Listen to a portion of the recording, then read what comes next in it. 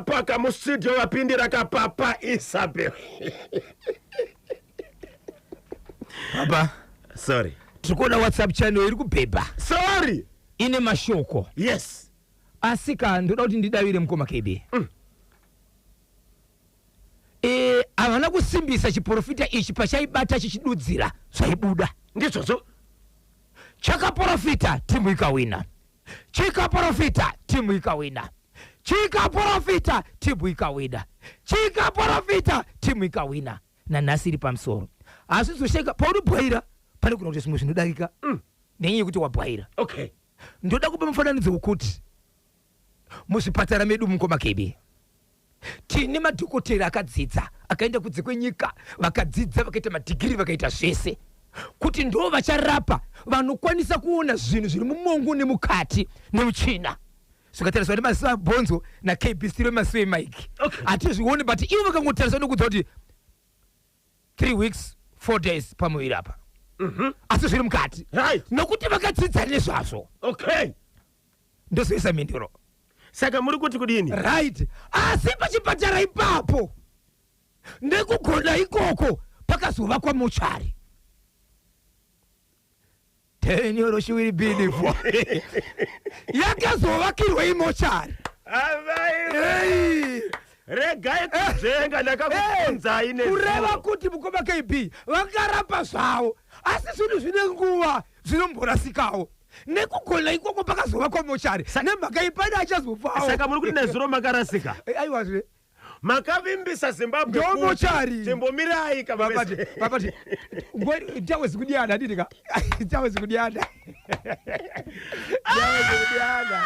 ndovuka makazwa nawo mafoni nezuro zvikati so wiro tikangoriona chete tikisa mbiya tiri kupwanya avangatadzi kuri kwani topwanya baya aiwa ndozvinoita mutambo ndozvinoita mutambo ndozvinopa kuti ndinofana kusimbiswa izvozvo Scotland FC iri muchimugotsi iri mugotsi Dynamo iri mugotsi asi vaimbochemawo zvakare nasi wambopembereka kuti muhonika kuramba ichiwina zvichafamba sei saka dai zvichizikana kuti Caps ndio ichatora kaingoipa mukombe isina kutamba regai kuvhura sowe tovhura andirinombobatawo rinombowina rinomboona vanhu pisa nhasi noti kudini papa ndine nyaya yekushamani baba nemwanakomana wo first born vari muchipatara izvozvo mushure mekupfapfaidzwa nevamwe vana zvazoonekwa kuti kutambura kuri kuita mhuri yese inyaya yababa nemwanakomana first born.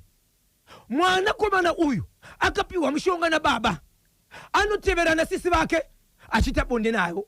Iwo baba vacho zvakare vachita bonde nevanasikana, mwana iye zvakare achita bonde namai vake, asi zvichiwirirana baba nechi nemwanakomana. Mwanakomana akabatwa aine hembe yemukati yaakanzi iyi kunyange uchipfeka dzimwe dzese ndiyo inoteka kuisa mukati. Mwanakomana first born akapiwa mushonga nani? Na baba.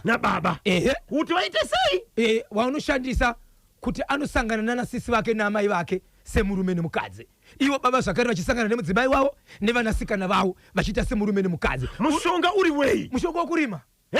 But vanorima baba, vanobuditsa zvinhu. Mwanakomana na baba vake havapfeki bhutsu, vanofamba vasina bhutsu gumbo.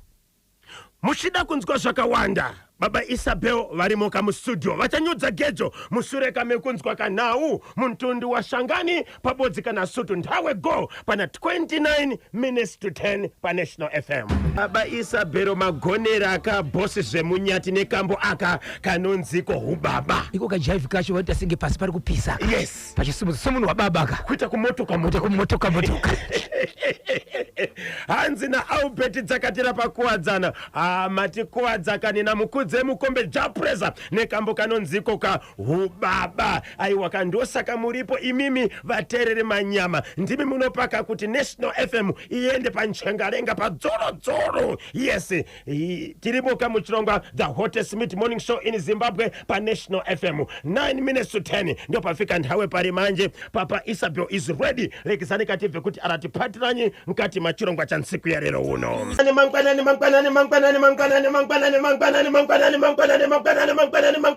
Mamuka seko na papa Isabel.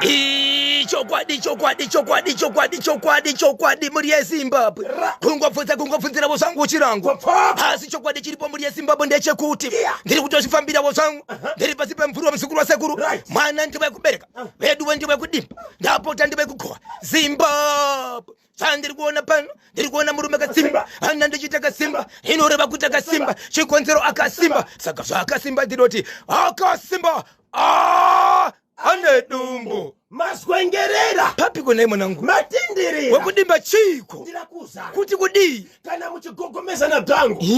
Tine mulani pansoma. kuti ko Rore panongonya. kuti ririkiti Vaudze kuti muri kuona monya repakanyemba bota poste alongside monya repagokwe keda munhu akachuka kotese po rikiti vu ayaya aya hapana chitindo panoda chitindo hapana chitindo Joshua hapana chitindo panoda chitindo hapana chitindo Joshua hapana chitindo panoda chitindo hapana chitindo Joshua po rikiti vu paka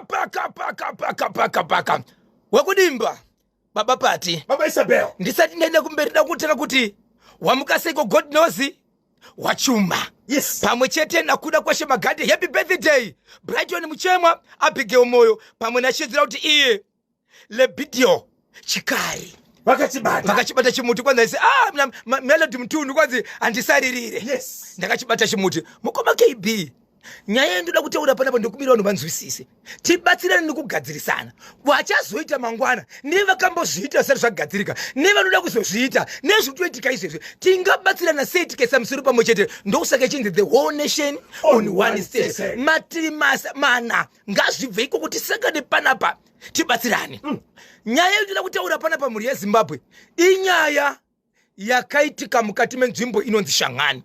Asi ndichipedza nyaya iyi ndichaende kukaroi kwachifika Zangarari. Alright. Kune mukadzi ari kuchema achiti mwana wake akafa akapinda muchipatara.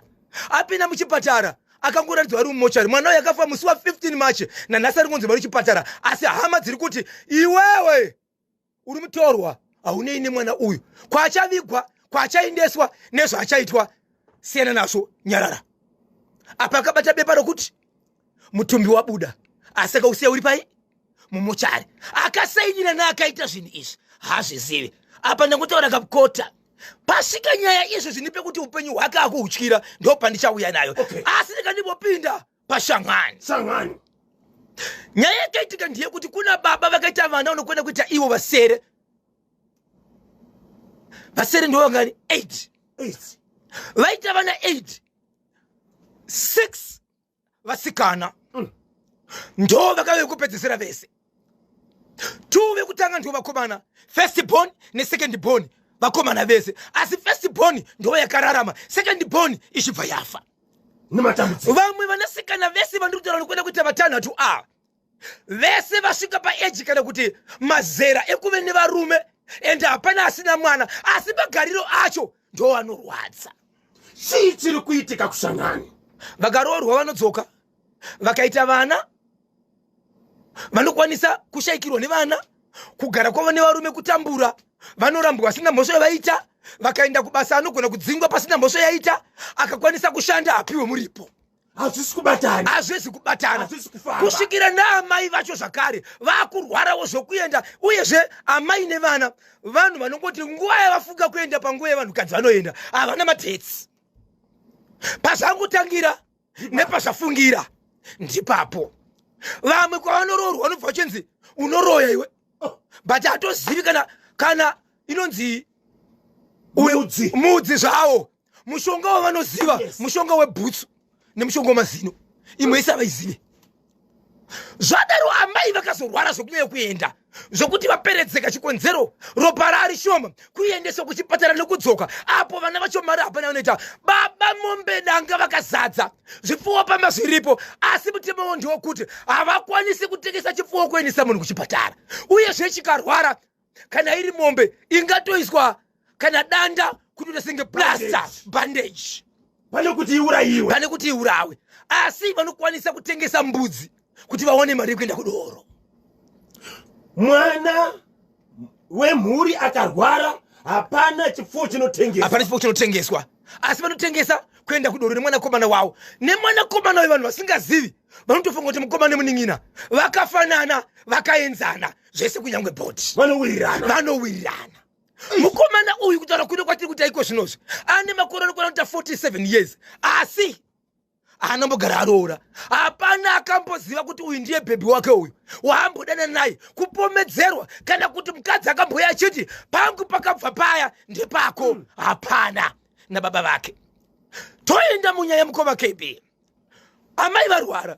Vana vazama kungofamba niko vari kuenda vana mari kuti seika mumachechi oita sei. Wavari kuonzi but munhu wandiri kuona ari kukutambudza imimi ndiye nhasi aita kuti amai avarware mukakwanisa kunotsvaga mudzi wezvaita kuti mai varwara munenge mapedza dambudziko rese kusvikira vazosvika pane mumwe akati ndadzwa tsitsi ndikatarisa vanasikana ava vana vakasvika vana vanogona kuroorwa nevanhu vepamusoro vana vanogona kusevenza vachita zvinhu zvavo but kutambura kwamuri kuti ndaona kusingaperi kana pasina kubviswa chinhu ichi toita sei zvikanzi ndoda kuuya kumba kwenyu ndine vanhu vandoda kuona kumba kwenyu handidi kutaura nemazita but pandinouya ikoko handiti mai venyu vari kurwara zvari kurwara mai venyu ndichaita mumwe werudzi rwekumusha kwaamai venyu ndouya ndiri pakati pevanhu vari kuzoona hama yavo inini ndatove hama yamai but ndiri mubatsiri ndichauya nerudzi rwehamai kana ndiri muzukuru ndichapinda pavazukuru ipapo ndichapinda ipapo but munofanira kuziva kuti zuva randiri kuya pamba apa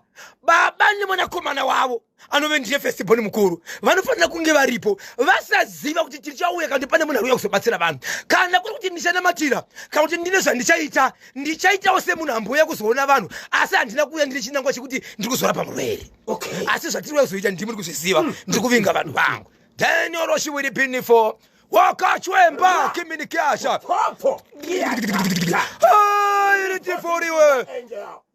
reporting to the inzwa mabati ndokubva vaenda paya vaenda kudaro vachibva vanoungana paya baba zuva iro rakauya hama dzekuamai vaitobvunza kuti vanomwa ndevapi uraya mbudzi vaenzi vaite sei vadyi vaya kuzona murwere asi iye murwere wacho mumba haana kana mapiritsi murwere wacho mumba chikafu chitori chishoma vanhu vakatoshamisika kuti baba kuuraya mbudzi pano pauya vanhu zvikanzi no problem zvikanzi garai apa ndoda kuti ndikubatsire pamusoro pemhepo iri panopamba so baba vanoziva kuti ivo vakasimba zvakawanda hazviitike yeti mukoma KB pamba apa amai ava vakashayiwa chipfeko chavo vane 11 years vashayiwa chipfeko pamba apa amai okay nokuti vana ava zvakare yatove 11 years vatakadambudziko but kumashure uku zvakamboitika zvakanaka vakaenda mudzimba dzavo vakaroorwa but pa 11 years dzakatanga nyaya idzi ndo pakatanga baba kuita zvinhu zvavo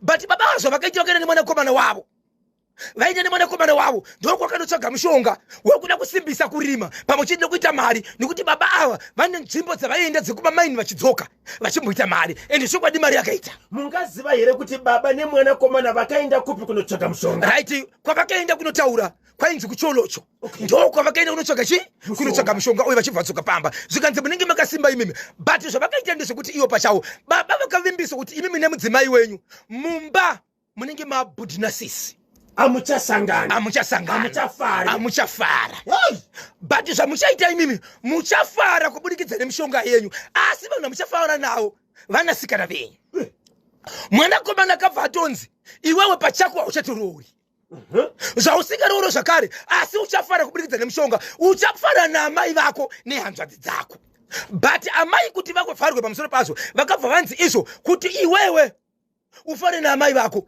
imhosva yakapinda kupinda saka iwewe toda kuvhara ngozi inozouya kana zvichinge zvabuda baba munofanira kutora chipfeko chemukadzi wenyu ndo chichauya kuno moya nacho tachishandira ndo chichagara chakapfekwa nemwana uyu kunyange chisakare sei chinge chakapfekwa so mwanakomana uyu akatorerwa chipfeko nababa ndobva apiwa but pakashekwa chipfeko chemumba bababa zvakashekwa zviri chipfeko zviviri chababa nechaamai but baba zvavakaita manje vakarova mudzimai wavo vachiti uri kunyemba roshawa chipfeko chako chandashaiwa ndicho changu inini ndozviziva ndinotora chipfeko changu kuti ugondigadzira ndokutorova mudzimai baba chibvaita senge vangorama kuti uda kundigadzira ndobva varama zvachose kuti mumba muno hamuchisina mufaro nobonde but vachida kugadzirisa nyaya yavo yekuti iwewe ndiri kutya kuita bonde newechikonzero wakatora chipfeko changu kuti undigadzire kwandakafamba ndozvandakanzwa mwanakomana mwanakomana akamanikidzwa here kana kuti vakatourirana nababa kuti varinotsvaga mushonga? Vakatowira baba ndiwo vakaziva zvinhu zvavo. Ndikusvika ndokuudza mwanakomana wavo. Mwanakomana wavo achibva anzi izvo, achibva abva machikodzero akanzi dangwe rako ndorine zvese. Okay. Kunyangwe lastibhoni yako. But lastibhoni yese ndachikonzero mwanasikana kugara pasi nekusheya zvainetsa. Mwanakomana achibva abva. Ende mwana wake akangokurawo zvakare ari munhu anongoita imwe yeye kudhakwa nekumwa. Right, mubatsiri auya. Zvikanzi amuna vamwe vakuru vamungashedzeri pano nekuti pane kunosvita dambudziko pano uye zvezvikazonzera hama dzemukadzi dzauya panapa dzakonzeresa chiitai kuti mushedza vamwe ukama vauye pano veukama vakashedza zvikanzera amai akuzobatsirwa onei panguva yavari havachisina ropa vaenda kuchipatara vadzoka hapana chiri kuonekwa vachibva vanzi izvo baba nemwanakomana imi mimba chenyu munoziva zvamakaita makaenda kunzvimbo kwamakaenda vaiudzwa neshona yekuti makaenda kubaudza nyemba kana kuti makaenda kumadokero kwamakasvika kuenda kurume rwechikadzi kana wechirume mukapiwa zvakati but zvandinoda kududzira panapa izvezvi muchiri makagara panapa imimi ndoda kuti mutarise mwanakomana uyu amai makarohwa mukapomerwa mumba menyu hamuna zvinoitika mutori bvudzi nasisi but varume ava ndo vanokushandisai ndokusaka muchimboenda panguva nguva yamunenge muchienda kwenguva yakareba muchirasa ropa zvinhu zvevarume ava zvinenge zvichiita vakomana but iwo pachavo mushonga vakatopiwa zvakare vari kutosimbisa kwavakanopiwa mushonga iwo havaite chinhu kana bhutsu havapfeka izvo vava pacho zvakasoitika zvikatitarisai mwanakomana uyu amai chipfeko chenyu chamakashayiwa kunyange makore akawanda mukachiona munochiziva here zvikanzi nochiziva zvanga zvava nenguva yakareba sei chipfeko ichi chadisappear 11 years mukoma KB ritori gore rechi11 gumi neimwe chete changa chiri chakapfekwa but Zimbabwe muchanzwa kuti chichiri chipfeko chakaita sei Danioroshi will be beautiful wakachweba kufamba kwedu tiri vazi aiti tiri vatikitipa tiri vazi aiti tiri matikiti mukufamba kwedu tiri vazi aiti tiri matikitipa tiri vazi aiti tiri matikitipa po rikiti vo ndokuenda kunotariswa vakomana vemuvhileji madzisekuru ndi madzisekuru zvikanzi atiende hamateka hama tinomugara tiri mukati mekudetsana asi taizviona baba akanoonekwa dziri tambo dzega kansanza 11 dziri tsanza saka aiti kunyangwa akageza achida kupfeka chimwe chemukati anotanga apfeka ikako mutemo waiti ndoka notanga ukapfekwa dzinenge dzangowa tambo baba nemumwe mekuti kana ukada kubata zvine simba zvinosara maoko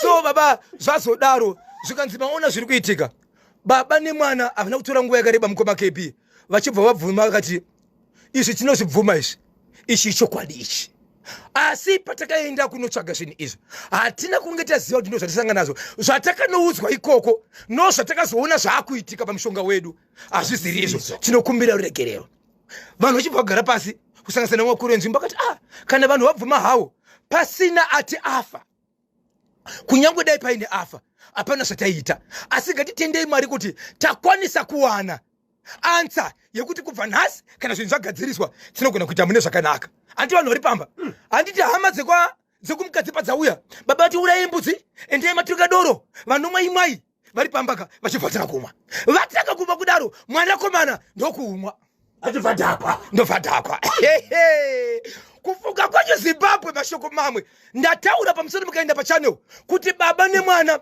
vakarohwa zvakaipisisa zvokusvika pakukuvara nevamwe vana nehama dzavo kusvika vaindiswa kuchipatara chekubulawayo chimwe chipatara chiri kubulawayo ndokuna baba nevana izvozvo vakakutikana kunotaura kuti arohwa vakataura vega vachiti tadonha mumutoka mungoro taita tsaona saka nyaya aina kuripota but inzvekwa iri kuenda manje chakazoita kuti vanhu varohwi zvikanzi nemwanakomana vanasikana handiti vese varipo vana hama nevana vepamba pana mai vacho vese varipo kuzama kuti vagadzirisana handirika number 4 yemwana ndobva atanga kusevha vanhu chikafu ari mukati mekusevha vanhu chikafu mukomana kwakuti amai nevamwe handingavasiya zvangu hauya ndimusiya ataura seso ake kana zvemushonga zvaramba ndikatozoenda kujere nokuti ndishambata fefe uya ndibusiwa vanhu vakati vakomana ka hongu mishonga zvayo but imugadzise vanhu pakarohwa munhu apana kuzorohwa mwanakomana chete kwakabva kwarohwa nababa vacho zvakare kusvikira vanhu vakuvara zvekuchikoka maoko nemakumbo. Saka vanhu kutaura kuno kwatita izvozvi vari muhospital pakatorwa chipfeko chiya chakunopiswa baba vakabva vanzi imimi chenyu munacho atiri zvekunyadzisana chenyu munacho but zvamuri muri dzomushonga toda kuti muuye mupise mega chinhu chenyu apa vakapinda mumba vakauya vakabata vakangoita zvekubata maoko ndikusvika ndokukanda moto chemwana pachakapiswa mukoma KB chakada chinge chasvika kuma 4 hours tutambo itoto tichifuta but paibuda makalasi akasiyana siyana pakati singe panobuda green panobuda blue pabuda moto mutsvuku pachingodaro ende pakanzi moto wacho marasha achona haasi kurasa pana kuti fana kumaorera kuno makanda kure tambo matidzo ndo dzakatora 4 hours ndo dzakatora 4 hours ntsantsa izodzo ntsantsa asi inyaya yetsvina amen tsvina iyi haitsvini kukasirira amen oil ko oil inopfekeka so vari kunzi ivo pachavo pavachadzoka kubva kuti vabudiswa muchipatara vachiuya pamba pane zvinoda kuitwa zvavari kunzi vachatungamidzwa ivo vega vaite zvinhu zvavo but amai vari kunzi vakabimiswa kuhama dzavo zvikanzi hapana dambudziko renda kumberi varume ava zvinhu zvavo vaito zviita everyday kusimbisa zvinhu zvavo vakafunga kuti izvezvi nhengi ndinofanira kuenda panguva aitoenda vakafunga kuti nhengi ndoenda panguva obva aita zvichienderana nekutamba kwavaita nemunhu wavo but havana kuziva kuti vaishandiswa munhu iye ari kutoita zvinhu zvakawanda kudarika ivo.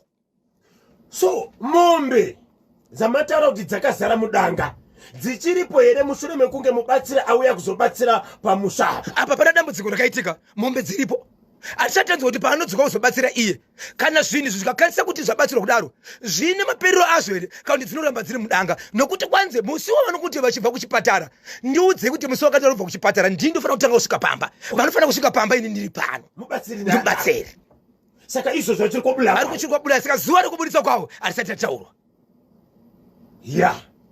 Wilbert Mapani zengeza 3 chitungwiza padedi akachibata chimuti kuti dzvi Kanyemba na Bosho musatamene 11 years asi wese yacho yanga iri yewaya here imwe mishonga so varumeka zvekuromba izvika ndinonzi sabhuku tamba oga pa MB Transport sabhuku tamba oga ndigoreka chibata 11 years kusara nofunga kudhara zaidi krimbiri regeto zotora kanhari tinzwe kuti wadiwa vaterere manyama vanoti kudini pari zvino timbopinda muchitoro nevasaura vedu vePremier Tobacco Auction Floors 6 minutes past 10 nai Kanyemba na Bosho asi mukomana wekushangani uyu aisageza nevamwe kurwizi here kiki ndachema zvangu ndinonzi Movedo Movazi pana Leopold takawira na Bank Street mu CBD Movedo Movazi pana Leopold takawira na Bank Street hanzi mukomana uyu aisageza nevamwe here kurwizi apakadaro ndingozvigadzisa nyaya dzakoka unogona ngoonekwa icho kwani anika chinzvenga because anika chiziva kuti ndikaonekwa zvipane pazvinotangira kuti nemhaka yeyi wakambomira sezvezvi hai izvozvi amai vakunzwa sei mushure mekunge kamubatsiri auya kuzobatsira pamba mukoma KB nyaya iripo ndikuti amai vakarwara kwenguva yakareba ende vakadzikira kudzikira kweropa kunotoda nguva kuonekera zvakamira sei asi yesu kuvimbisa kwake anoti kana iri nyaya iyi makuenderera kumberi nokuti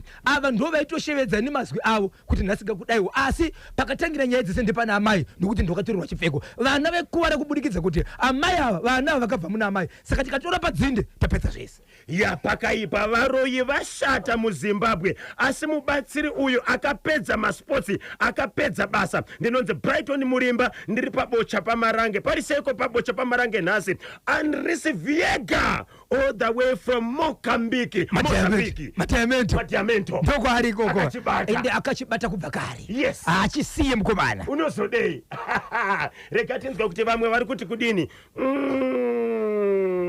mishonga yeZimbabwe ma1 wena mishonga yeZimbabwe ma1 wena pakaipa chokwadi ndinonzi T-Bus padombo shawa pamvere chena pariseko nasi 0718 692 244 0718 692 244 unongotumira ka WhatsApp message ipapo machinzwa ka ichi chekushangani munoti kudini konacho ya pasirino mashura chaiwo ndinonzi Garikai Nyagume kwa Donoro eputhika Epatoni Park zvakaumba baisabel so baba nemwana komana vachatarisana sei nevanasikana nehanzvadzi iwe baba uchatarisana sei vanasikana vavo chokwadiri regai timbonzwa mashoko anotevera.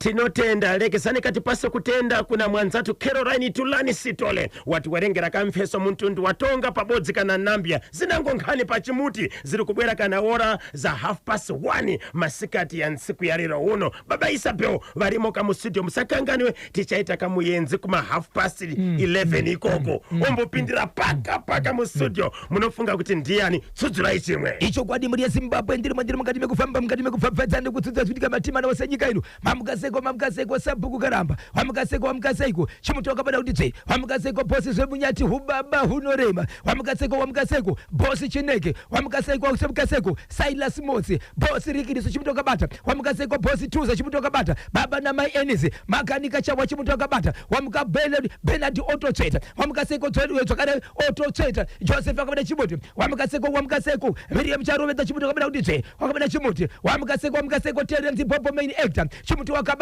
wamukaseko Tarisa Imachakwa Mambeva special baba na maimaka varipo pagilenora pachimutoka bada kuti tse kwanzi takachibata paka Karoi Chief Kasangarare chiri kuti tani Zimbabwe ndine nyaya yandakabatwa nemurandakadzi achiti Bosho ndinokumbirawo kubatsirwa handina kuti pane mhosva but Zimbabwe ngaindibatsire unochema iko murandakadzi anotaura achiti iye mwana wangu airwara ndichigara munzvimbo yekasangarare mwanayi ari mwanasikana kana ndisingakanganise okay but mwana uyu anga ari mudiki aine 3 months dzekuberekwa ndokubva vatakura mwana ndokuenda kune chimwe chipatara chikuru chiri mukati meguta reHarare vasvika mukati mekurapwa kwemwana Mwari vachibva vatonga mwana achibva shaika nematambudziko mwana ashaika kudaro mwana achibvaiswa kumuchari aendeswa kumuchari vanogadzira nyaya yekuti mutumbi ungatakurika sei kuti unochengetwa nekuti mwana ndewedu hama tiripo kumuchari kwakashandiswa zita rababa mukuru mukoma wemurume nokuti murume pachake ane bethi nechitupa but senemu yakashandisa isenemu kumusha kwa amai okay but uyu mwana paakazvarwa apa vakabva vamunyoresa ndokumupa zita nesenemu chaiyo asani senemu chaiyo ndibaba mukuru mukoma wemurume pazoshaika mwana akafonera mukoma wemurume kuti vauye kana kuchigadziriswa mapepazi nezvinodiwa nokuti ndopa nemasenemo anoenderana pazita remwana nanatete vachibva vauya mukadzi anoti iye akati ndinoda kuona mwana anoti akapinda kaona mwana akatora piki achibva anzi iye zvakwana hauchaoni mwana zvakare kuti achachengetwa sei achaitwa sei nokuti hasi werudzi rwako uchibva pana pachidzokera kumusha hauna zvaunofana kunotaura nezvemwana uyu uchingonyarara zvako zvinhu izvi zvakaitika musi wa 15 March 2026 aitaura mashoko yekuti kuamai vemwana zvakwana pikira watora ndizvozvo hauchamoni futi uchibva pano wokwira wodzokera kumusha ndiani ndivatete hanzvadzi yemurume okay anobvunza murume kuti ndizvo here anoti kana atete sisi vangu vachidaro handina zvandingaite ndinotevedzera izvozvo ndobva vaenda kubva musi wa 15 March kusvikira nhasi mukadzi akadzokera hama dzemukadzi dzaitoripo pamochari apa vachitori nemoto vachiti kana mutumbi uchitakurwa titakure but wakasara uripo ipapo mukadzi zvichibva zvambata mukadzi achibva ati Bosho ndibatsireiwo ndikati ndinokumbira namba dzavatete, ndinokumbira namba dzemukoma wamurume wenyu, ndinokumbira namba dzemurume wenyu. Yes. Ndobva ndabata murume anove ndiwo baba vemwana. Murume ndinomubata anotaura achiti Bosho, kata foni 2 minutes ndichakufonera mai manje. Ndiyezi nikufona foni aichadavirwe. Okay. Ndinofonera namba yemukoma. Mukoma vanoti neniwo asi mwana wangu, asi ndengutedzerawo zvinoda vamwe. Andisi kuziva kuti ndikati zvadairika ndazvinzwa, ndichikata foni iyoyo kutaura nawo. Mwanakadzi anove ndiwo amai vemwana vanofonerwa vachitukwa navatete vachiti nyaya uri kutaura iyi uri kuitaurirei, mwana iye hasi wako, hasi werudzi rwako, musiye ari ikoko. Asi ari kunzi kana wabvunzwa nevanhu ingopindura uchiti mwana ari kumochari. Musiye ari ikoko kupi? Kumochari. Zvikanzi tichazokuudza kana avigwa, nokuti achavigwa panovigwa vamwe. Anoti vamwe vapi? Asi vachibuda mumochari anoti iye takapiwa bepa rokuti mwana abuda. Burial order. Bepa rokuratidza kuti mutumbi wabuda mumochari. Asi iwe urimo. Bepa rano takabhekerera baba mukuru, but akaritora ndiye anaro. So ari kuti iye inini imba yangu ndinoida, asi mumba tinoronga zvinhu tese. Handisi werudzi rwavo, but vakashandisa inini kuita mwana navo, kureva kuti mwana ndiwedu tese. Saka nyaya yangu ndiye kuti wangu mwana wangu akavigwa akafa, ko kana akavigwa ndisingazivi, ko akavigwa zvinoita kuti ndisazoita mumwe mwana, zvinoita here kuti paitiwe chikaraka chekunzi inini handione mwana wangu wandakabereka navo, nhasi ndoudzwa mashoko ekunzi uri mutorwa usataure nezvenyaya iyi. Ndizvo here? Ndizvo here. Okay. Mwana akarwara vari kuKaroi. Yes. Vakazouya kuchipatara chemuHarare. Ndokwakazoshekira mwana. Mwana paakashayika kuchipatara chemuHarare anga anani? Anga namai vake. Amai? Yes. Nani futi? Kuna amai anosera umwe wachona, but murume wacho anofanira kunge anga aripo. Asi nyaya yekubuditsa mari yekubuditsa mwana yaive nyaya yekusiyana kwemasenemu. So ndo pakazoshedzwa bamukuru. Naiwo baba wanga varipo. Amai vanga varipo. Nehama dzekumudzimai dzakauya navatete vaida kuti vakatora mutumbi uyu woenda nawo kupi? kukaroi. Asi amai sezvo vakaona mutumbi vachitora pikicha, mwana ashaya kuti vaonewo mwana wavo, zvikanzi zvakwana dzokera kumusha. Ukanobvunzwa kwakonenge uchingoti ariko achavigwa, nanhasi ndinogara nchibvunza chingonzi ariko achavigwa panovigwa vavo. Okay, so mudzimai uyu Murora akabva adzokera kuKaroi here? Akadzokera nani? Akadzokera nemurume wake zvese vatoriko ikoko. Nemurume? Ko bamukuru vari kumba kwavo vakangoshandisa chete, vakangouya chete pakuzoita nyaya yekunzi kwafiwa mutumbi uyu wavaifungidza kuti kana vauya ndo vachabudisa, vakangouyira nanatete kuti uri kusara murume story po iwewe Murora zvakwana. Okay, pakanzi mutumbi uri kusara, Murora zvakwana.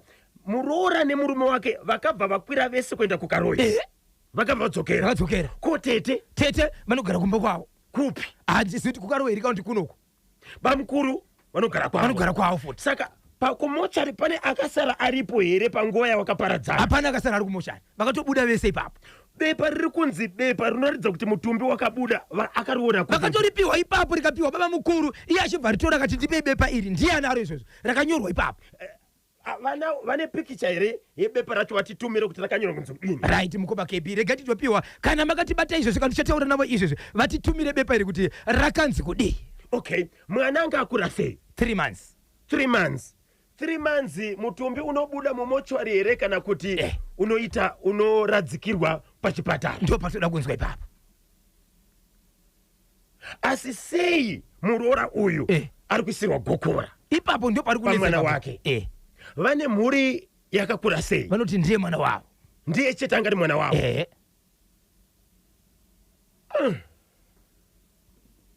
0713 938 kana 0789600748 ziri kuita kudiana 7 minutes past 12 Friday 3 April 2026 rekezane kati pupulize chirongwa cha ntsiku ya lero uno Baba Isabel pane nyaya dzamataura ka 1 ndiye kupiziya Karoi neimwe yacho Shangani baba izvozvi nemwana vari kubulawayo kuchipatara handitika okay mataura nyaya yekukaroi kwakazangarare ichokwadi ne yekushangani baba vari kuchipatara nemwana komana wavo vakarohwa so mubatsiri ari kuti pachazobuda baba nemwana ndofana kunge ini ndinofana kutosvika ipapo vasati vasvika pamba ndoda kuti zvipere nezvavainazvo nezvavaiita kuti mukwanise kuenderera mberi neupenyu hwenyu asi zvinoda ivo varipo. Okay tobva taenda yekukaroi kazangarare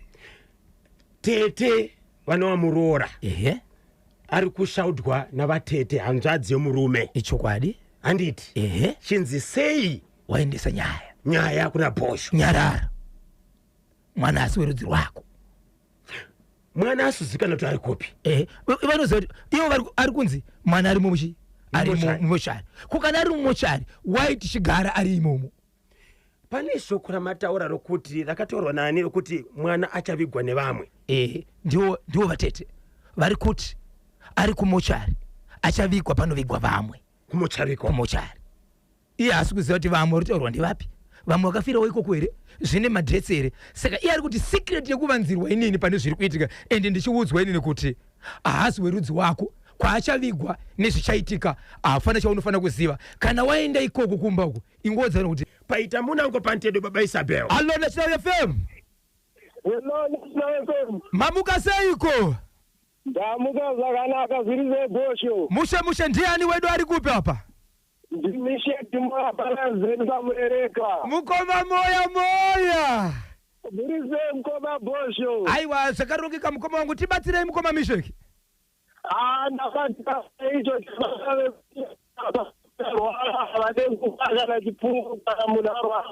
ndiri kukumbira mukoma Misheki itai senge munofamba mbijana muchibva pamuri ipapo network yenyu aisinyatsokunzwika ndakarombavo vapi avo vekuti pamba pakarwarika vane ura kana chipunga chakarwara vane ura baba vekushangani vana vekushangana vanoda kucheka munosungwa mukoma Misheki vakakucheka neunyepe ngoma Bhosho saka dai kuri kumba kwenyu kwazvakaitika maita sei vari baba venyu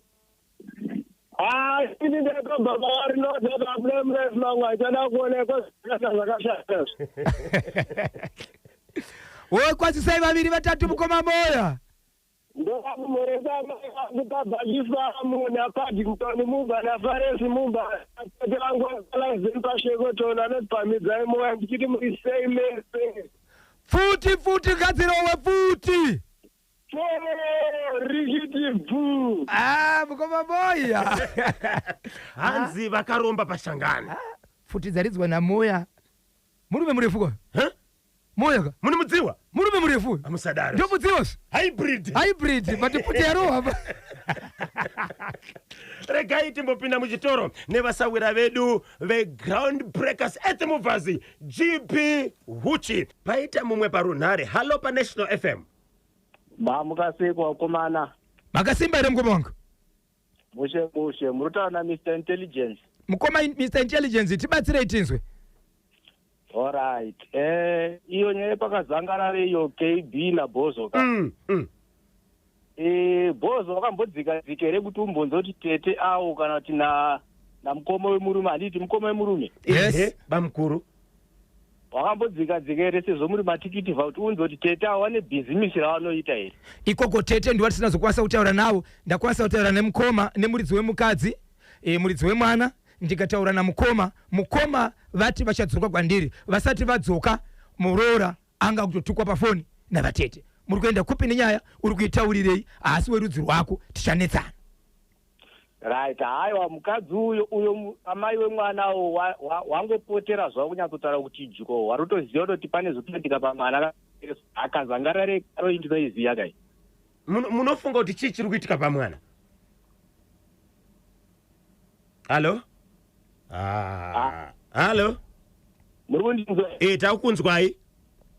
ane zvakatoitika kuburikidza nemabhi ipapo. Kuti pane zvakaitika pamutumbi wemwana? Network yacho baba Isabel. Asi manzwa nyaya. Kuti vari kufungira kuti pane zvakaitika. Makwanisere kutumirwa bepa rine muroora. Avasati vatumira so but tione kuti bepa iri rakanzi kudini. Okay. Rekezani katitakurewa kumarizira. Paita munango pantedwe. Hello National FM. National FM, hello. Hello Bojo. Muri sei. Hello Bojo. Mukoma wangu muri sei? Ndinovara Bojo abeneni. Tiri kutaura nani ari kupi? Network yacho motiregerawo ka network inenge iri kuti netsei 0713938538 na 0789600748 paita munango pantedu. Hello Mukoma Bojo. Zviri sei mukoma wangu? Timarange Teddy asimufokozana bindura. Teddy. Paka mukoma Bojo. Teddy Right. wakatiza ne 5 grams dzedu kaiwe. Mukoma KD atina kutiza nadzo but dzenyu dziripo ndakakuchengeterai. Tinotenda tsudzura tinzwe. Right, mukoma KD zviri pachena kuti baba vemwana navatete vakaita zvinhu zvisina kunaka nemwana vanogona vakatotengesa mwana iyeye. Ndicho chokwadi nekuti pakuigwa pemwana hapana chinohwandiridzwa even kana muwengi wako chaiye kana munhu wakawenga munharaunda makavengana chaiko but parufu unotona munhu atoripo chiziva kuti munhu uyu nepasiwo apa havawirirani asi ari pano nekuda kuti unonzi rufu handizvi.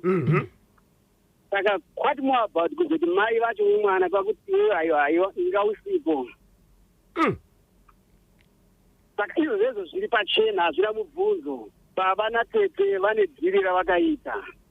Kuti mwana kana akashaya ane makore akashayika ane mwana uyu anopiwa here vabereki kana kuti anovigwa iko kuchipatara? Kunyange zvinonzi kana kuchipatara kana kunyari kumba but hazvina kushata kuti zviitwa mai varipo. Nekuti ndivo vane ropa riri ipapo kunyange mutemo kuti mwana ane mutupo wababa ane sendemi yababa handiti.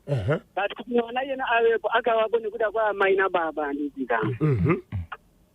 Saka ipapo tingataura zvakawanda baba natete vari wrong. Amai vari kuda closure, vari kuda kuziva kuti mutumbi wemwana wakaenda kupi vazorore vauita sei? Matano mamange vatore matano rikuenda kumapurisa chaiko. Okay. Unotaura kuti ndio nyaya yakaitika saka chiripo handida kusungisa murume wangu natete asi ndinoda kuti ndingozivawo chete kuti mwana akawigwa papi ndonoonawo inga remwana wangu kana kuti akapiswa pana chiremba kuti ziisa kuti mwana wenyu takamupisa. Okay. Nyaya yobva yatopera yakadaro. Aiwa tinotenda ingosweresai vaviri vatatu. Right, munoona ka mukoma KD. Basa iri ramunoita iri namukoma Washington. Ndisingadi kunyepa basa iri murigoni asi kuti munorigonesa. Basa iri hakuchasha asi kuti muri nyanzvi. Tinotenda. Hamungoriita asi makatumwa kuti muzo. Mukoma KD. Yes mukoma. Zaidzira. Tamunoti mapromotwa kuzi hamuchanga muri kuzete hamuchange muri kugara pamhepo. Maingopromotwa muri pamhepo ipapo moramba muripo momboramba muripo mobva mapensheniwa mobva marinywa kuti famutangisa kuti basa yangu. Tichingodya tichingofada yachiri pano. Nekuti mukoma KD naBojoka hakunaki varume munonakisa varume. Tinotenda. Imimi ndiyo munopaka kuti tiite manyemwe kunoku. Aiwa haichi ndicho chokwadi aiwa hapa makatumwa hapa ndinobvunzawo ka baba mukoma washawo. Mukoma Washington papa makambofudza mombe here? Ndakafudza mukoma wangu. Makasisira kunga muri munhu uyaya aidenha uyaya kana kubirira zoti mukarowa munhu chibhakera kumusana so aienda achitema kuti ndarohwa nesando chiri chibhakera chenyu mukoma Washington. Waprofita zvawo zvataita izvo sei madaro. Right, zvisina ndikapedza nguva kwa maita basa regai ndibhorosauka kwandiri kuna kukubhindura. Ndinofana vangu vanonzi Messi Mufokozana, Mike Mufokozana, Enoch Mufokozana, handikangani madzimai angu More Blessing Chinogurei, muzukuru wangu zvakare ari panapa Roba Katsande, Lucho Katsande. Ndisingakangani Matadhoropa mudzimai wangu, ndisingakangani Rebecca Chimanda mudzimai wangu. Handikangani Bocha Marange mukoma KB, muri yese pamufokozana iho Zimbabwe. Maita basa regai ndirowe futi mukoma KB. Rova itinzwe. Idzi futi idzi anonzi makontinenda wamiseo mukoma KB. Okay.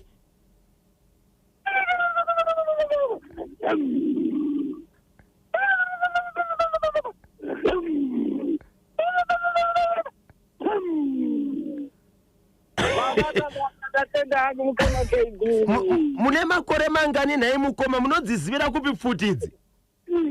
Mukoma, I'm 45 age. Oh. Aiwa futi ndinodziziva ndakatizwa ndiri mudumbu mababa.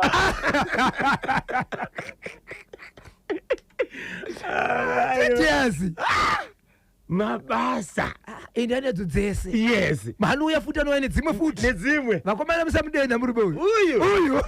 Tinotenda Zimbabwe nthawi ziri kudyana zafika izoka pana 22 minutes to 12 hoza Friday hoza weekend hoza mpela viki sekuzoko munotaka kuti Friday yega yega tinoitaka muyenzi anotitsika kamu studio nasi apindira regeti mbonzwa kuti muno muziva here atitsika ka live pa National FM ndofunga ndoko kutanga handiti okay ndichakukwapedzera ikakambo mundiudze kapa 0718 692 244 0718 692 244 mundiudza kuti ndiani apindira ka mu studio. Zvikanzi muimbi uyo ndinomuziva nenziyo dzake zita ndiro riri kungondinzvenga chete ndinonzi Ambassador Tinashe Gotora ndiri paSolomio. Okay, ndinonzi takudzwa sivari pamhondoro anonzi Kenny Wamambo. Okay, ndi Kenny Wamambo ndinonzi Well Nyamunda kukatandika. Alright, regai tinzwa kuti vamwe vanoti kudini pa 0718 692 244 0718 692 244 ndiani ko ane nziyo yatiri kupfapfaidza ka iri pasi pe inzwi redu kaibina bozho. Alright, pane vari kunyora hanzi ndi Kenny Wamambo uyo ndinonzi Mr. Desire Chigwededza all the way from Bakasa kuGuruve. Okay, regati inzwi zvikanzi idzangoti Wamambo. Alright, ndi Trevor Mabika. Alright, thank you mukoma Trevor Mabika vangoti Wamambo. 0718 692 244 0718 692 244 zvikanzi ndinonzi Tanaka Mupambi uyu anonzi Wamambo. Okay, muimbi uyo. Okay. Sorry, muimbi uyo isupporter yeCaps United chete anogona ndinonzi Mainosa ndiri paDankers. Alright, zikanzi ndi Kenny Wamambo ndi Ivanzi Raza Nyagundi. Thank you so very much. Wona zviri kuita ma messages. Muimbi uyo ndiani ko Mr. Addington Pukanya pakuwadzana 5. Muimbi uyo ndi Kenny Wamambo chete uyo handidi kupikiswa ndobi hanzi ndopika na Boshongora wanaye mu studio imomo. Okay, wow, Bikita kumasvingo kwa Matsvange ndi Kenny Wamambo ndinonzi Christopher Chero. Right, regai katinzwe kuti vagona here vadiwa vatereri sezvo mu studio tine muyenzi wedu makadini komukoma makasimbere mukoma wangu ziri kufamba here. Aiwa ndiri right stereke. Vazhinji vati iwoka Kenny Wamambo amene kuti vagona here kana kuti vatadza. Aiwa vagona. Makoma kato Zimbabwe tinaye kamu studio Kenny Wamambo tiri kugonere kupronounce chaiko. Ndizvo chaizvo. Okay. Inozokuita kachirunguka kuti Ken Wamambo but ndizvo. Kenny Wamambo. Alright. Muchidimbu ndiani anonzi Kenny Wamambo. Alright, Kenny Wamambo zita rekuti Kenny rakabva pakuti Kennedy. Ndosta rangu. Okay. Wamambo yakabva pamutupo ndinoyera ngara saka tinonzi ana Wamambo. wana wa mambo saka Kennedy sene mundiani Ndambakuwa but wa mambo iri kubva pamutupo achibva kupi Kenny wa mambo kumusha chake kuboyera 07 kudara mombe kuzasu right ndo kwatitobva iko okay musambo wamunoridza unonzi kudini musambo wangu ine unonetsa manje unonzi ndingangoti afro soul okay afro soul inziyo dzemoyo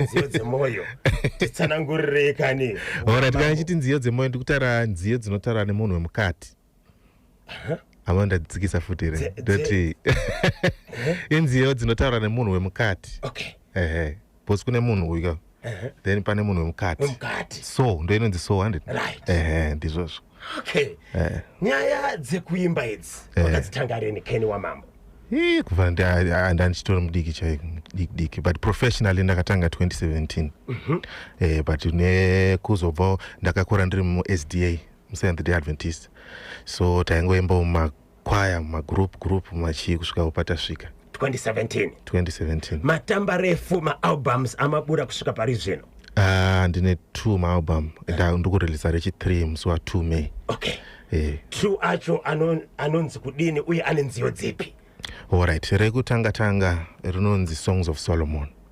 rine nziyo dzinana pakutanga namiraneni nanarudo wakaitawo mukurumbira and rechi2 racho rinonzi Tsemere Rudo ndo rine song yamaridza rakabuda 2021 zvikomborero but yakazitanga kurira 2024 wow chii chakaitika ndakazongofonera ndichinzi uri kuziva here song iyi iri kushandiswa nevanhu kumuchato kupi tarisa paTikTok because ndandisiri munhu wepasocial media zvikazi tarisa paTikTok ndakatoona ine about 2000 mavidhiyo then ndatozoona kuti no this song iri kubluma and ndikufanira kuisa effort kuti ichibluma from where it is to the next level saka ndobva ndakatanga kuchiimba stereki pese pandinowana mukana ndongoiimba ende iri ngobata moyo yevanhu muri chikwata here chamunoridza nacho mukoma Kenny wa mambo hongu ndine bhendi randinaro riri kutotanga kuridza musi wa2 May paalbum launch yangu rinenge richinzi kudini tisata nezita but Kenny wa mambo iyoyo ibhendi rangu so hatisi kuripa zita vanhu pawakaziva kuti kuna Kenny wa mambo anopfapfaidza anorovaka nziyo dzinobata mukatikati vakakutambira sei zvinonesa kutambirwa kungotanga kungodziwa tambirwa asi nekuti vanhu vanenge vachinzwawo music ichivaitira zvakanaka unotozoona kuti hazvinetse stereki because mumwe wekutanga akanzwa song ndofunga imimi pamangainzwa pekutanga you felt like kuti I need to tell the next person and to tell the next person. It's more like the gospel unotongonzwa kuda kupa mumwe munhu ndiri kukunzwa izvi zvakanakisisa ndiri kufara kuti Kenny wa mambo auya kustudio paNational FM ndinonzi sinikiwa mutombeni outer United Arab Emirates. That's nice. That's nice. Kenny wa mambo akuita mashows here. Yes saka tiri kuti tine album launch iri musi wa2 May ndinobvunza kutaura hangu zvakawanda no problem alright iri musi wa2 May paJoina City mucinema 4 mumamovie meme ndomatiri kuitira musi wa2 May matickets atovapo akutotengeswa saka ndo first show yedu yatiri kuita first ever album launch first ever album launch. Yes. Vamwe vevaimbi vanenge varipo vanosanganisira vapi? Trevor Dongo anenge ariko, tinenge tina Maititi, tinenge tina Nyasha Murada, tinenge tina Chipo Mchengwa, tinenge tina Mwenda Mberi. Ndo andinga mention for now. Kutanga nguvai kusvika nguvai? Iri kutanga na 5 kusvika na 10. Okay. but mamwe ma-hours ekutanga inenge red carpet. Saka mune muchimboonwa kuchena kwenyu kwamakaita muchifunzwawo. Wow. Aiwaka toziva kuti vatereri vanosapota local is legal. Yes, Vanoda kusapota vana vavo. Mune here ma-social media platforms avanokwanisa kufollowa kukuonai muchita mabasa yenyu. Yes. Pa-Facebook tonzi Ken Wamambo official. Ken Wamambo, KEN, then WAHMAMBO official. Ipage redu pa-Facebook iroro. Zvakare pa-Instagram zvimwe chete izvozvo. Zvakare pa-YouTube zvimwe chete izvozvo.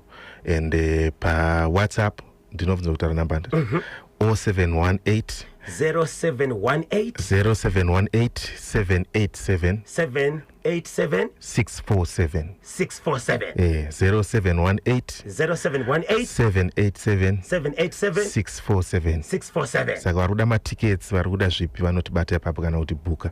Okay. Ngatitarisei pa-albamu nyowani yacho iri kuyamswa Mzwa 2 May. 2 May. Rinonzi kudini?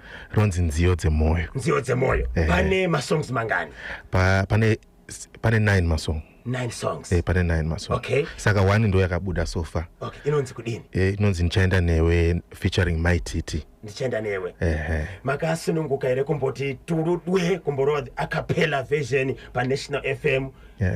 Izozvi kana makagadzirira.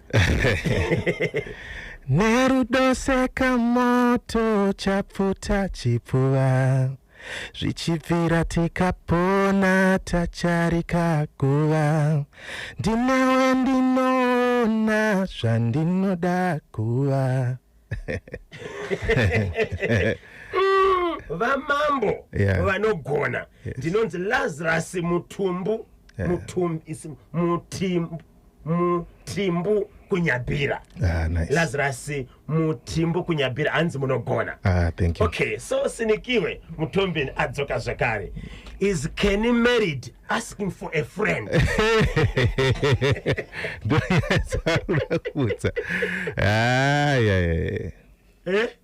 Mati?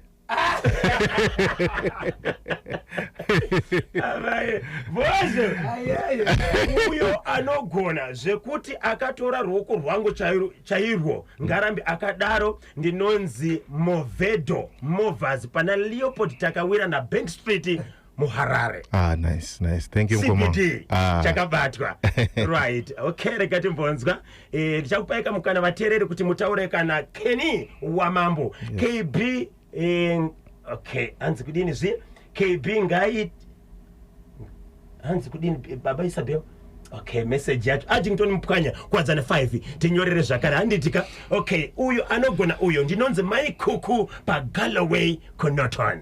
Nice. Okay. Nice. Pane song inonzi iyo pakutanga. Yes. Unaiziva? Ndinoiziva. Ndenyu? Ndeyangu. Wakaita nani?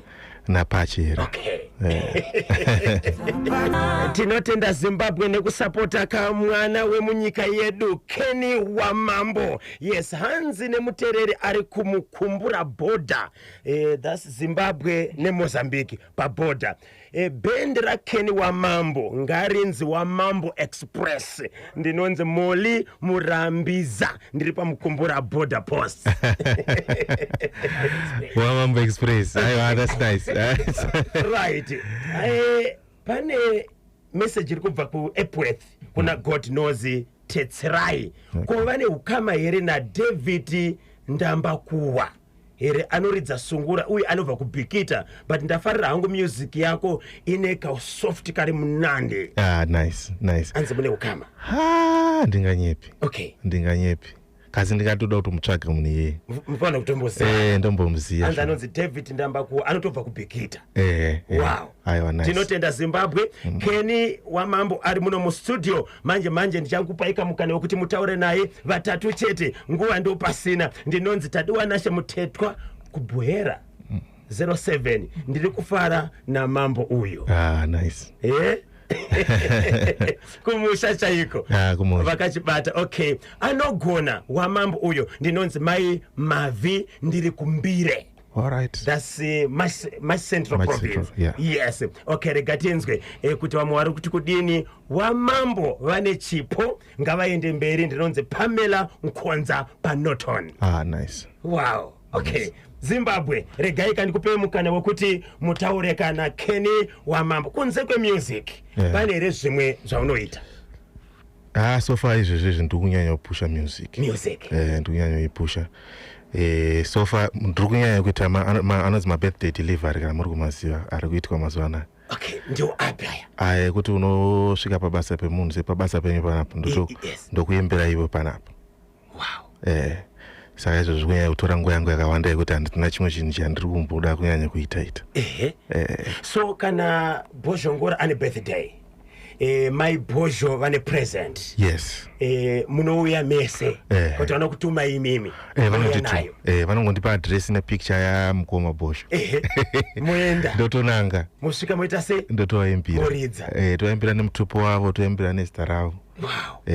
It will be very special to him. Oh. Yes. Say National FM, one of the biggest radio stations. Exactly. MuZimbabwe. Tine road shows atinoita vanhu vanenge vachida kukuonai. Makasununguka here kufamba kuenda kunoita road shows muchinoridza ikoko kuitira kuti muzivane nevateereri? Aiwa, zvakanaka chichatoda kunyanya kuziyana. Inini music yangu ino vanhu vanoiziva. Okay.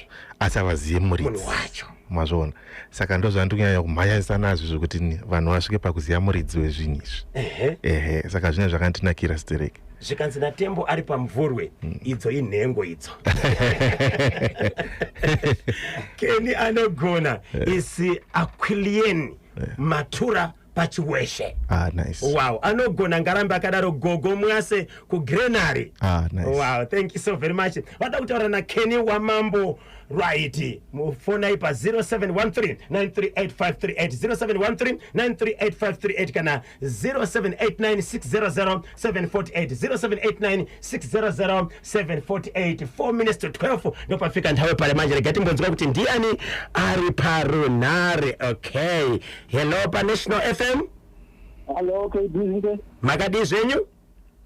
Mutaona Mkwanya Addington kudasimba. Pakuwadzana 2.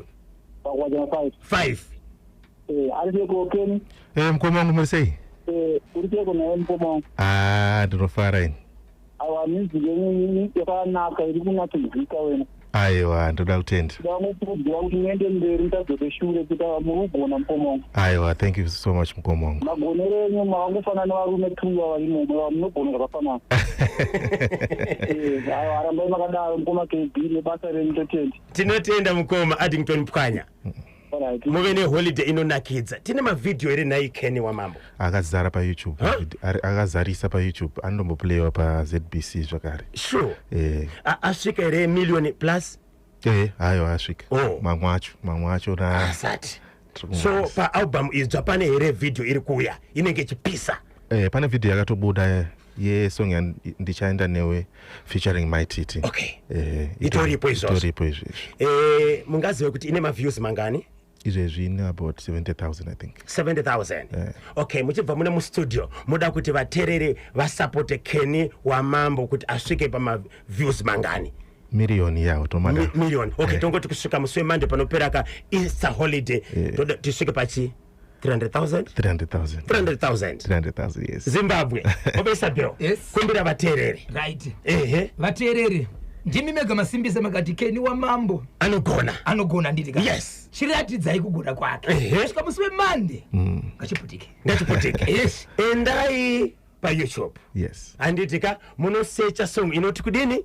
Ndichaenda newe. Kenny Wamambo featuring My Titi. Yes. Anditika toda kuti panopera ka holiday Easter. Yes. Tiri mu 300,000. Yes.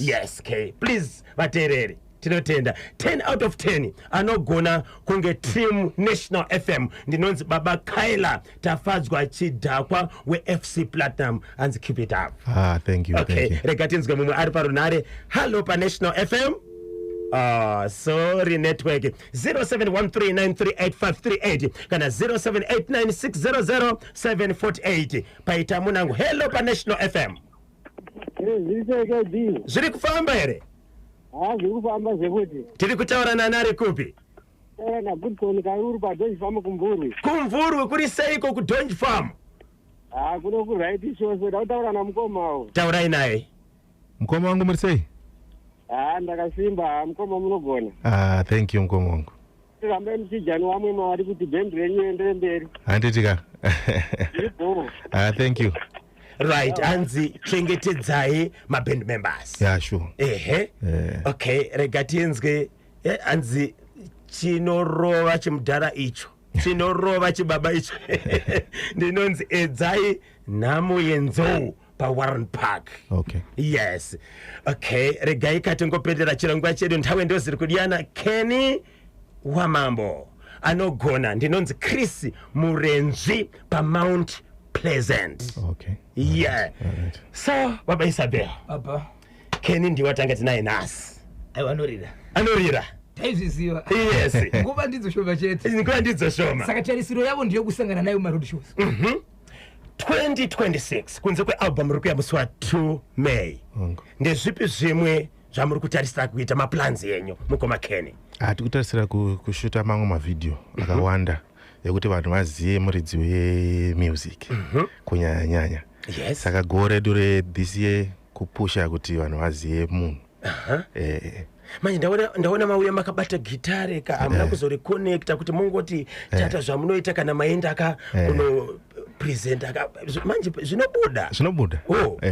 Kana okay, gadzirai toni tichinzwa kambo kubva kuna Kenny Wamambo featuring My TT kanonziko ndichaenda newe muchigadzira kakutsudzura gitare iri. Ndiko kari padamba refu idzva riri kubuda musi wa2 May 2026. Yes, rinenge richinzi kudini ziya album Nziyo dzemoyo. Nziyo dzemoyo ndichaenda newe Kenny Wamambo featuring My TT zvikanzi ndewe kumusha kwedu ndinonzi Beloved ndiri pakuwadzana 1 akapiwa chipo naMwari ndiri pamutare havana kuzonyora zita. Thank you. So live performance kubva kuna Kenny Wamambo. Take it over. Nyemwerero yako aitengwe nemari, nerudo wako arutengwe nemari, pandinoware zvikomborero zvangu ndoverenga iwe pakutanga, pandinoware zvikomborero zvangu ndoverenga iwe pakutanga. Papa Isabel. Kane zvandafunga. Wafunge? Haida unochoina bedi. Unochoina bendi? Handi unochoina. Unenge uri tiko. Ndichita mabacking vocal. Tanobina. Baba Isabel. Papa. Baba Isabel. Unandidese. Andidi hangu kutaura mashoko angu. Plus nziyo dzachoka. Ndidzi mukati. Ndidzi mukati. Yeka. Zvikanzi kugona kunenge kudada ndinonzi Pauline ndiri kuHillside. Tiri kunakirwa mukoma munogona Meli ari paEastview. Okay, muimbi uyo ka 1 manje baba namai Lineti pa Greston Park. So kune avo vane mabirthday, kune avo vari kudaka kusurprise hama neshamwari vane mapresents. Vari kudaka kubata Kenny Wamambo kuti aite basa. Vane michato. Munobatika sei? Ndobatika pa WhatsApp nekufona 0718 787 647. Dzokoro ine simba 0718 787 647. Vanotibata pa WhatsApp kana kutifonera kana ma-email tinongomatambira futi. Mashoko. Yes. Ekupedzisira yakumalizira kumhuri yeZimbabwe, Africa dzonga, the whole world. Ndekuti kudini? Ndoda kungotenda. Ndida ngotenda munhu wese ari kutisapota, vari kutibhuka, vari kutifonera for ma-weddings, for ma-interviews anenge anaye. Tinoda kuzvitenda naizvozvo. Ende tinongoti rambai muchitisapota, rambai muchiona mavideo, rambai muchitidaidza kune mafunction ese amunenge muinawo. Regai tipe kutenda kuna Kenny Wamambo Poshongora. Aiwa zvinotendwa. Zvinotendwa izvo. Zvinotendwa izvo. Sanganisa maoko. Ngazvirambe zvakadaro. Yes. Tichakushedza zvakare mushure mekulauncha album muzotaura nevateereri. Imimi wacho mufanira kuuya kualbum ka. Anditika. Tinosvika. Tinopindira. Back up. 2 May. Yes. Tinenge tiripo. Tinotenda. Thank you so much. Regai timuperekedzeka nekano kanonzi Vimba Neni. Thank you. regai tipe kutenda Zimbabwe nekusarudza pamwe chete nekuteerera chimuti National FM 17 minutes past 12 kwarero uno tacheza bvakwana baba Isabel vachada kuunza nyaya pachimuti vachada kukubatai munobatika sei icho kwadi muri yeZimbabwe takuenda kuweekend tichinojaula nekufana tiri muEaster imumaka tinenge tichiparidza ivhangeri soko raMwari sekutumwa kwatakaitwa paivhangeri pakunyeketera saka ngatifambei mune zvakanaka vanofamba nevanonamata nevanomwa pazvese zvatiri kuita muri yeZimbabwe uyezve mudzimba murudo ngaruwande senguva yezororo vanoda kundibata muri yeZimbabwe unotibata panhamba isina chipomerwa inove nhamba isinganyadzise wamukasekwa kanti wasora sekwa Timothy Mpopel pamwe chete Thomas Matete vakomana ri kunze kwenyika munenge makachibata ipopa nhamba dzangu dzinoti izvo 0771 545 025 0771545025 musadzibhipa musafona neprivate number tongosangana pakuti kwamunenge muchida kusvika tobva dzesitora ikoko ndapota musabhipa sabhuku karamba pazvipoto po rikiti bvu kwaya kapfuti wakazwa mamane rikiti bvu mamane matsilele ndiwanenge achicheza naimwe kapata ora za 3 o'clock